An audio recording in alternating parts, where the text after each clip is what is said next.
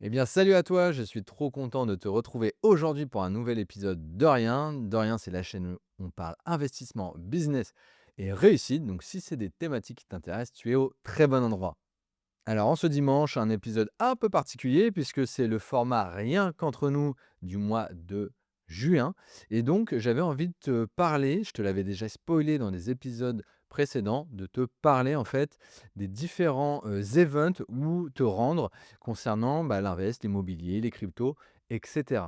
Alors, l'idée, c'est de te présenter les plus gros events plutôt en France, que ça soit accessible pour toi. Tu verras, la plupart forcément se passent à la capitale, à Paris.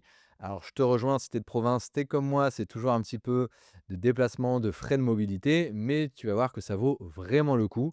Le but, ce n'est pas de remplir ton agenda, en fait, c'est de vraiment te donner plutôt les événements qui sont, à mes yeux, hyper importants.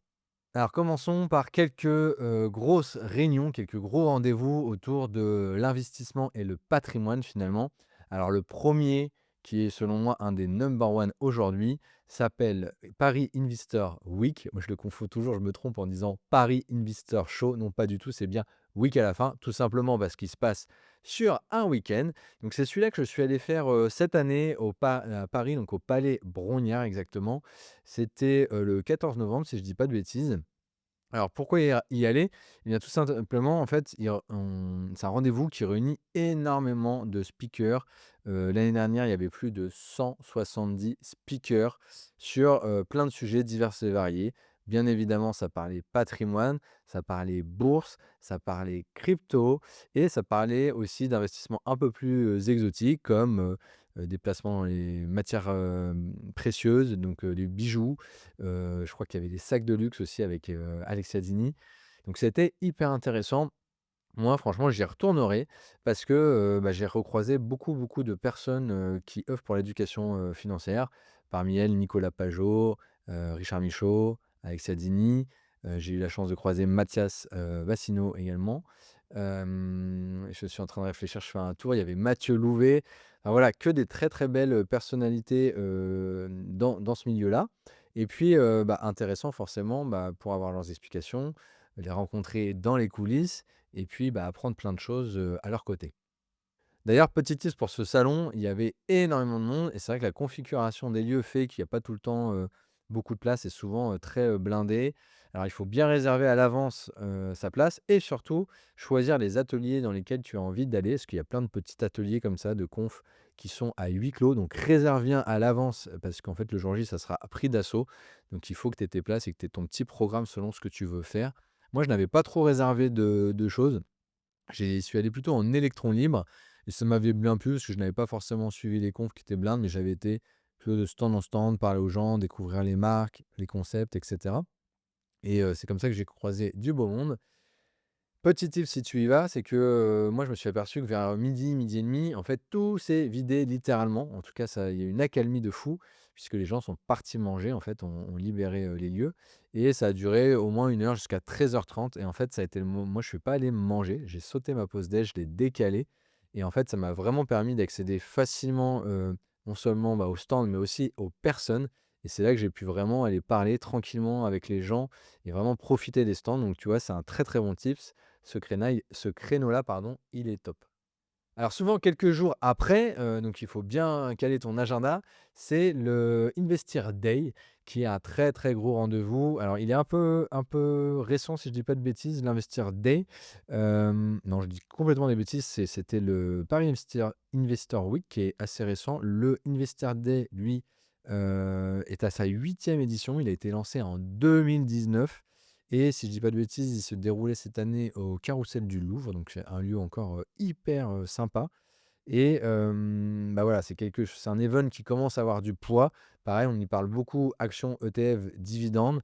Encore pas mal de speakers, que tu connais sûrement, dans l'écosystème de l'éducation financière. Et j'ai pas eu la chance de m'y rendre, mais franchement, je pense que l'année prochaine, ça fera partie de mon top rendez-vous et c'est un rendez-vous très qualitatif, à mon avis, qu'il faut aller visiter. Alors maintenant, je vais te parler d'un rendez-vous, on va dire un peu plus entrepreneurial, peut-être moins, tourné autour de l'invest, mais toujours est-il hyper apprenant, hein. Quand on investit, on est forcément entrepreneur, on entreprend des choses et donc là, il s'agit du Big BPI France. BPI est super connu pour son dynamisme, sa culture d'entreprendre justement. Là, c'est un rendez-vous qui a lieu généralement au Paris Accor Arena et qui se déroule plutôt, en octobre, donc un petit peu avant, dans l'année. Quoi qu'il en soit, donc il a été créé lui en 2015, donc ça commence maintenant à dater un petit peu et donc en 2026, on sera à la 12e édition. Du coup, si tu as bien compris, contrairement, à certains events, celui-là, il est à venir, donc il faut, ne pas le rater et cocher la petite case dans ton agenda. Alors quelques chiffres qui parlent, hein, celui-ci, vraiment énorme, hein, ce rendez-vous. 70 000 participants annoncés en 2025 et en tout cas notés.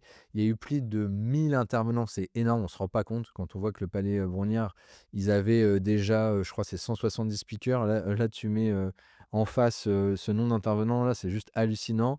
Il y a eu plus de 500 conférences, ateliers et masterclass et il y a eu quand même 38 000 mises en relation business réalisées lors des précédentes éditions. Donc c'est quand même un event où il se passe des choses, tu peux apprendre, mais surtout, tu peux networker, tu peux, faire du business, tu peux mettre des choses en place de manière très pragmatique et créer des liens qui vont avoir un impact sur ton business, sur tes invests plus tard, donc assez intéressant. Hem, voilà, c'est pour moi le grand rendez-vous entrepreneurial de l'année en France, donc c'est à ne pas manquer également. Quatrième salon et pas de moindre, le salon SME qui aura lieu donc, plutôt, au Palais des Congrès généralement. Il se situe également en octobre, on voit, hein, c'est souvent à la rentrée finalement ce type de salon. Alors là, ça réunit plusieurs milliers d'entrepreneurs, mais aussi surtout des freelances, des indépendants et des dirigeants de TPE chaque année. C'est très orienté, voilà, freelance, entrepreneurs, les gens qui sont débrouillards et qui, built par eux-mêmes. Voilà, hyper intéressant, surtout si tu lances ton entreprise ou souhaites te reconvertir et lancer, quelque chose, toi-même. Hem, c'est pas forcément uniquement sur comment placer son argent, mais si tu as envie de te lancer, bah, dans une entreprise, mais ça peut être du coup une entreprise dans l'immobilier tout simplement, sur la création de contenu, sur voilà, sur n'importe quoi dans lequel tu peux innover et avancer. Je pense que c'est l'une des meilleures façons d'augmenter, bah, ton revenu, de développer, ton activité, de te mettre à ton compte et de scaler encore et encore. Hem c'est en fait un salon qui est entièrement dédié pardon, à celles et ceux qui ont envie d'entreprendre et bah, de créer quelque chose. Alors, je trouve que sa singularité au SME, c'est, vraiment ce côté, entreprendre et au-delà du public, qu'il vise, voilà, c'est pour moi une forme, d'investissement à part entière, encore une fois.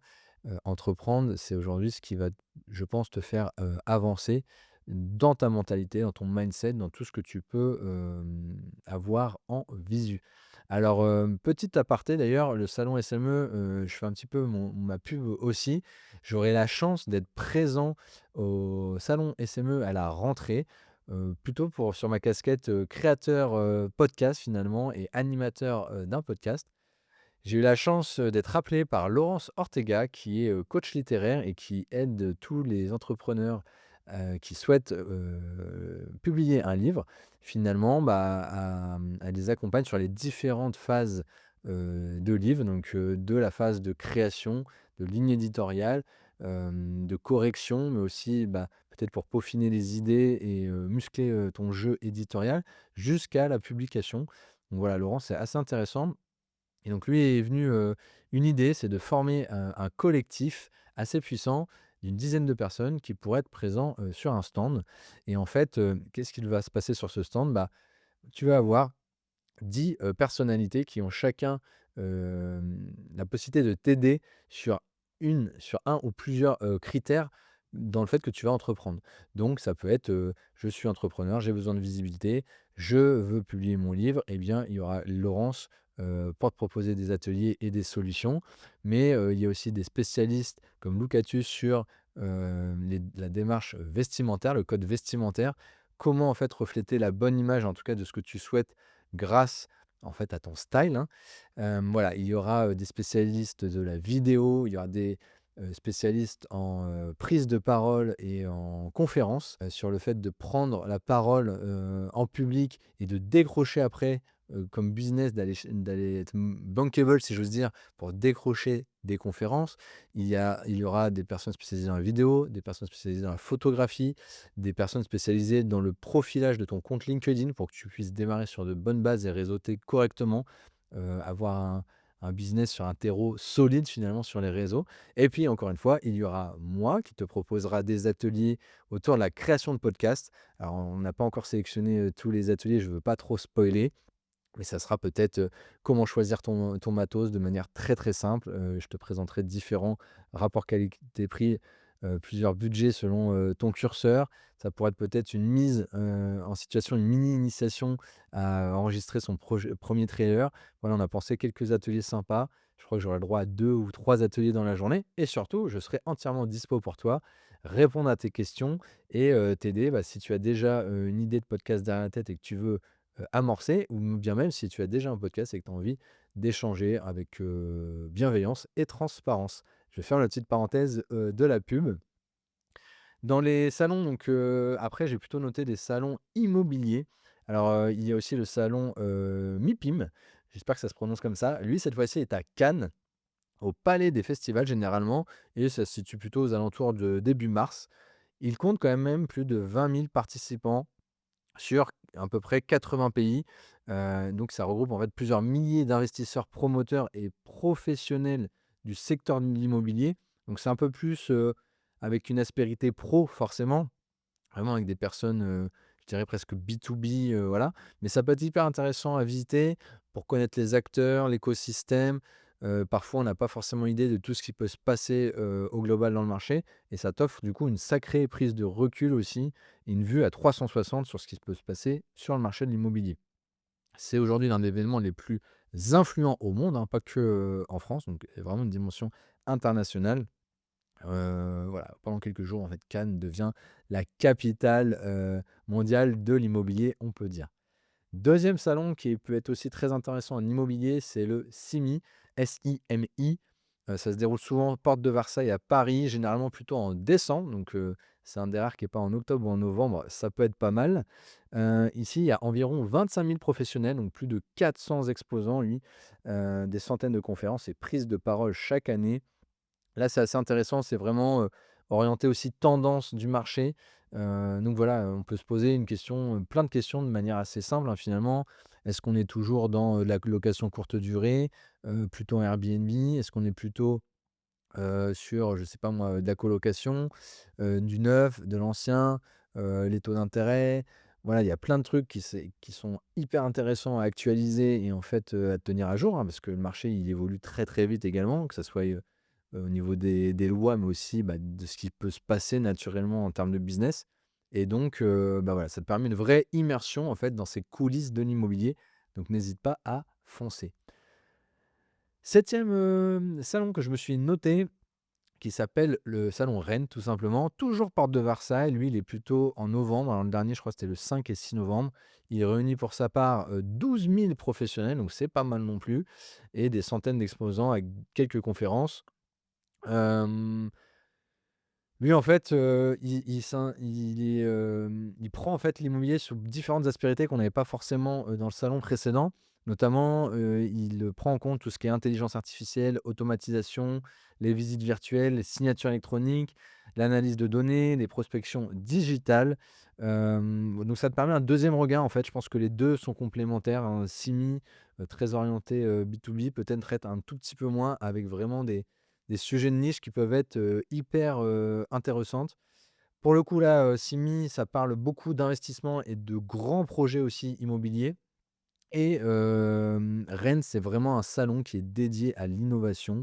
Donc on y retrouve des startups proptech, des solutions d'IA, des logiciels, immobiliers, des outils marketing. Bref, ça risque vraiment, d'assouvir tes besoins autour de ces problématiques et de ces sujets. C'est un peu finalement la Vivatech de l'immobilier, hein, Rennes. Hem Moi, je trouve qu'au-delà, en fait, d'appréhender le marché d'aujourd'hui, ça te permet aussi potentiellement d'avoir une projection. C'est toujours intéressant d'essayer d'avoir une vision à 5, 10, voire 15 ans. Alors, c'est pas facile, on n'a pas de boule de cristal, on est bien d'accord là-dessus. Néanmoins, ça te permet quand même de te projeter sur ce qui risque d'arriver. Bon, bah, la blockchain, tous ceux qui ont, et la crypto, tous ceux qui ont connu et qui ont été informés très en amont, bah forcément, ils étaient early et ils prennent forcément des avantages concurrentiels par rapport aux autres investisseurs, par rapport aux autres entrepreneurs. Donc hyper important de réussir d'être le plus, tôt possible et bah, tu es très au fait des choses. J'en ai fini pour les events immobiliers. Tu as vu, j'ai essayé, d'égaliser un petit peu, le top 10, on va dire. Je passe aux events crypto. J'ai jamais eu la chance, ni pris le temps d'en faire, mais j'aimerais beaucoup. Parce que c'est vrai que la crypto, bah, on en parle énormément quand ça pump et que ça va, faire des fois 100. Mais en fait, on en parle un peu moins comme en ce moment quand c'est beaucoup plus calme. Or, c'est à mon sens, les moments où personne s'en soucie, qu'il faut toi t'en soucier. Donc voilà, une raison de plus pour aller se renseigner, et apprendre dans ces différents events. Je me suis noté bien sûr le Paris Blockchain Week, toujours Week, à Paris, toujours Carrousel du Louvre, hein, comme quoi c'est un lieu emblématique pour se rassembler. Ici, il y a plus de 10 000 participants. C'est plutôt en avril, donc ça c'est cool sur une période de l'agenda qui est pas tout le temps, pris par les salons. C'est aujourd'hui en fait le plus gros event, hein, crypto et blockchain, hein, aussi organisé, en France, et on y retrouve, bah, la crème de la crème en termes d'investisseurs, entrepreneurs, entreprises, marques, développeurs, banques et j'en passe. En fait, c'est l'un des rares événements où la finance traditionnelle et l'univers crypto se rencontrent et on fait cohabiter tout le monde. Et comme tu l'as vu, il y a eu des belles, révolutions. C'est-à-dire qu'après les néobanques, il y a plein de banques traditionnelles, ça y est, qui vont très, très fort, sur la crypto. Pour ne pas les citer, Caisse d'épargne qui a fait des annonces très récentes à ce sujet. Donc je pense que, bah, le prochain salon aura d'autant plus d'intérêt, par rapport à ça, tout simplement. Si tu as envie de parler, bah, voilà, de bitcoin, de tokenisation, de finances décentralisées, de réglementation et d'adoption institutionnelle, et ça sera à mon avis le bon endroit. Deuxième salon crypto, je sais pas comment il se prononce d'ailleurs, j'aurais dû regarder avant, mais c'est ETHCC, donc ETHCC, je sais pas pourquoi il s'appelle ETH pardon, CC. Toujours est-il qu'il se passe à Cannes. Généralement, c'est plutôt fin juillet, fin juin, début juillet, et il y a plusieurs aussi milliers de participants, mais eux qui viennent de toute l'Europe, donc Cannes qui continue à avoir une dimension très, européenne, voire internationale.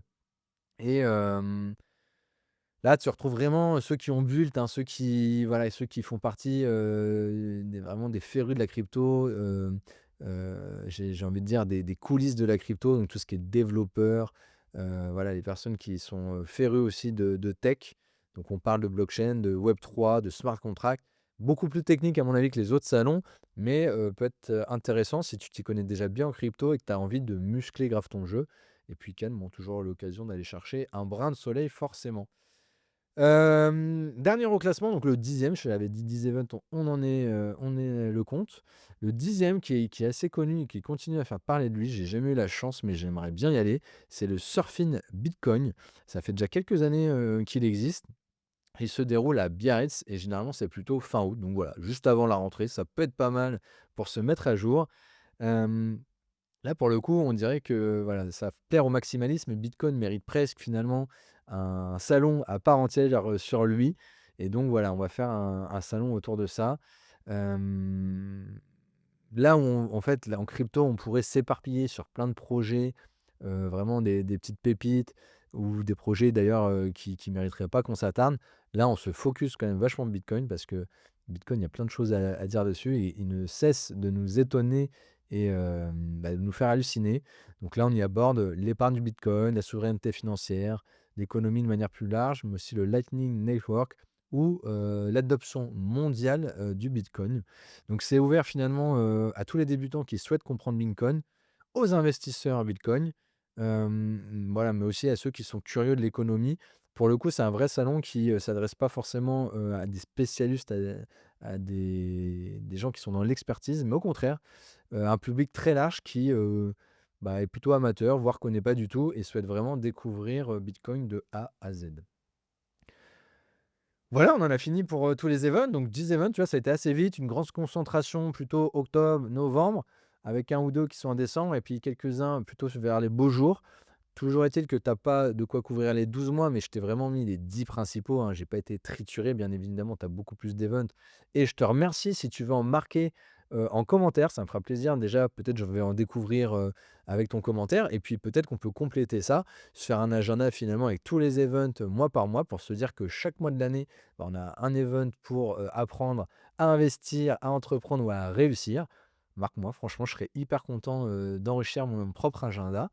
Je te remercie pour l'écoute, si tu as été jusqu'à la fin et puis, n'oublie pas d'aider la chaîne et de mettre soit le petit pouce sur, YouTube, soit les 5 étoiles sur la plateforme d'écoute que tu préfères, avec bien sûr l'abonnement pour couronner le tout.